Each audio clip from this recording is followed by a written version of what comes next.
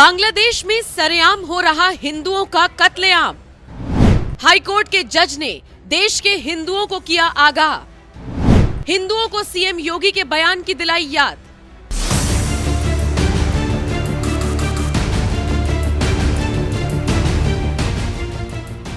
अब तक पाकिस्तान और अफगानिस्तान जैसे इस्लामिक देशों में ही हिंदुओं को मारा पीटा जाता था, लेकिन अब तो पड़ोसी मुल्क बांग्लादेश भी हिंदुओं के लिए सुरक्षित नहीं रहा। प्रधानमंत्री शेख हसीना के सत्ता छोड़ते ही ये देश हिंदुओं के लिए जैसे नरक बन गया है, जहां सरेआम हिंदुओं को मारा पीटा जा रहा है, उनके मंदिरों को तोड़ा जा रहा है। उनकी ये हालत देखकर अब तो इलाहाबाद हाईकोर्ट के जज को भी भारत की चिंता सताने लगी है। इसीलिए उन्होंने हिंदुओं को ललकारते हुए कहा कि हिंदुस्तान को विश्व गुरु बनाने की इच्छा को मरने नहीं देना, नहीं तो भारत को तालिबान और बांग्लादेश बनने में देर नहीं लगेगी।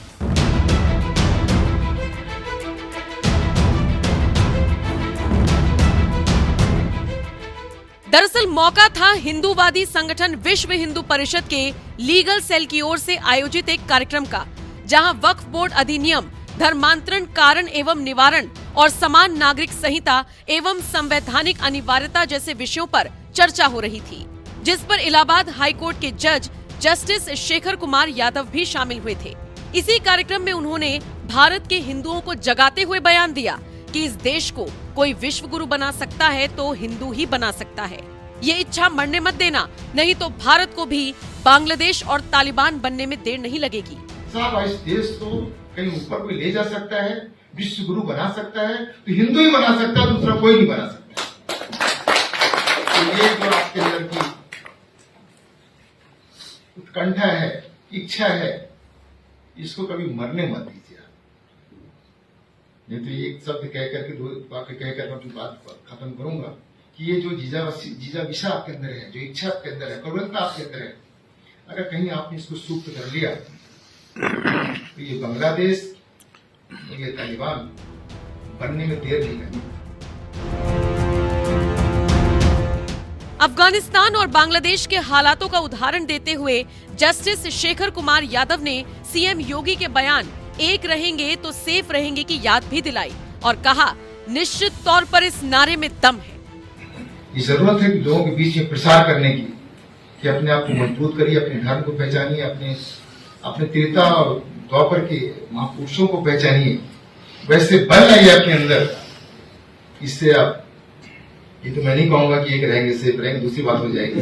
एक रहेंगे सेफ रहेंगे, दूसरी बात हो जाएगी। एक रहेंगे सेफ रहेंगे, दूसरी बात हो जाएगी। लेकिन निश्चित रूप से इसमें दम है। हाईकोर्ट के जज जस्टिस शेखर कुमार यादव ने सीएम योगी के जिस नारे एक रहेंगे तो सेफ रहेंगे की याद दिलाई है, वो नारा महाराष्ट्र और झारखंड के चुनावों में खूब गूंजा था, जब खुद सीएम योगी ने एक चुनावी रैली में कहा था कि देश तब गुलाम हुआ था जब हिंदू बटा था, बटे थे तो कटे थे, अब बटना नहीं है, एक रहेंगे तो सेफ रहेंगे। भारतीय जनता पार्टी नेतृत्व की ये सरकारें सुरक्षा के लिए, सुशासन के लिए, समृद्धि के लिए कार्य कर रही है। देश तब गुलाम हुआ था जब हिंदू बटा था। और भाइयों, अब बटना नहीं है, बटे थे तो कटे थे, बटे थे तो अब बटना नहीं है, एक रहेंगे,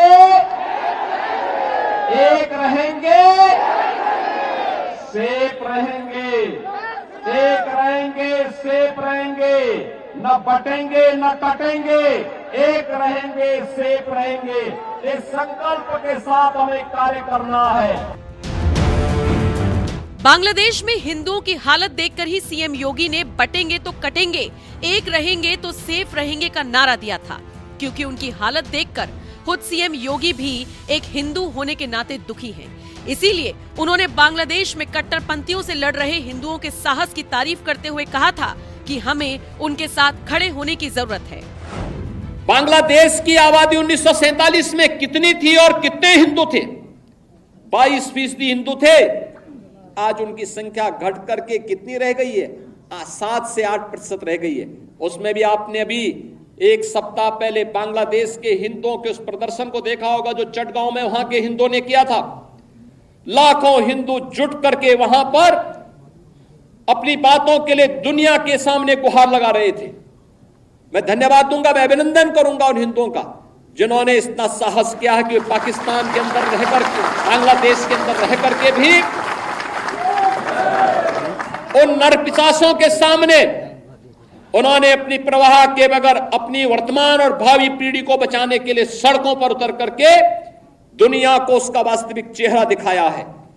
और मुझे लगता है हमारी सबकी सहानुभूति उन हिंदुओं के साथ में होनी चाहिए, उन पीड़ितों के साथ होनी चाहिए जो बांग्लादेश के अंदर अमानवीय अत्याचार के शिकार वर्तमान में हो रहे हैं। और मैं आप सबसे यही कहूंगा कि हमें इस मजहबी उन्माद से देश को भी और दुनिया को भी बचाने के लिए आह्वान करना होगा। और मुझे लगता है कि ये मजहबी उन्माद एकता के माध्यम से ही परास्त होगा। एक तरफ जहां सीएम योगी लगातार बांग्लादेशी हिंदुओं के लिए आवाज उठा रहे हैं, तो वहीं दूसरी तरफ हाई कोर्ट के जज भी योगी के बयान की याद दिलाते हुए कह रहे हैं कि इस देश को कोई विश्व गुरु बना सकता है तो हिंदू बना सकता है। ये इच्छा मरने मत देना, नहीं तो भारत को भी बांग्लादेश और तालिबान बनने में देर नहीं लगेगी।